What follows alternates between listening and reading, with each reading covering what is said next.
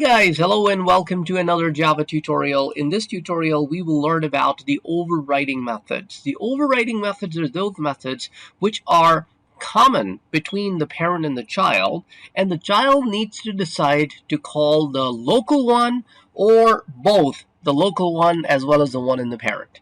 Let's first create a method in the parent which we will override in the child. So overridden method is the one with the same name and same parameters as the one in the parent. I will start this process from my class horse.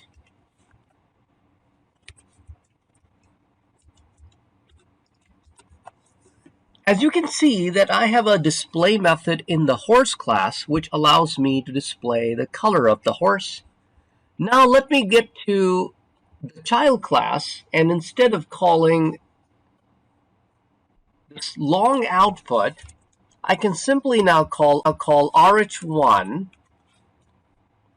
dot display, and as you can see, it calls the display method in the horse class. Now let's run this program. As you can see, it says that the race horse color is white and horse color is white. So this is a local call directly to get color, and this is the one that is coming through the display method. So let me get rid of this one, and I will bring back the number of races.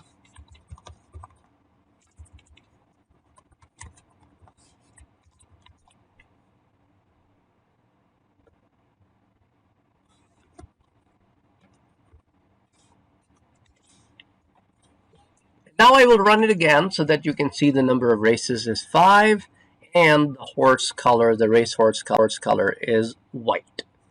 Now we will write a display method in the child class. As you can see, it has the same description as the one in the parent, display with no parameter, and it simply displays the number of races. Now let's run this. The problem is that you will never see the display method in the parent. It will always call the display method in the local class.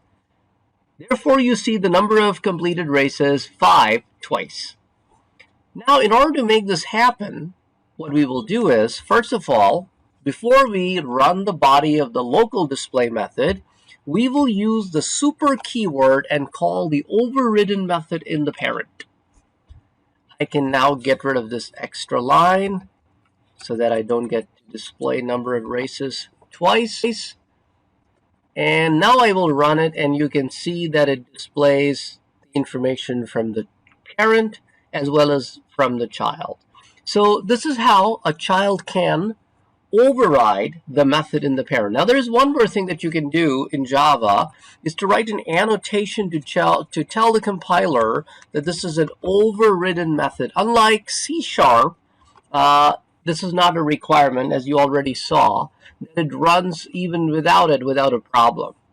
But it's an annotation, and it's recommended that you add it. Anyway, I'll catch you in the next tutorial. Take care. Have a great day.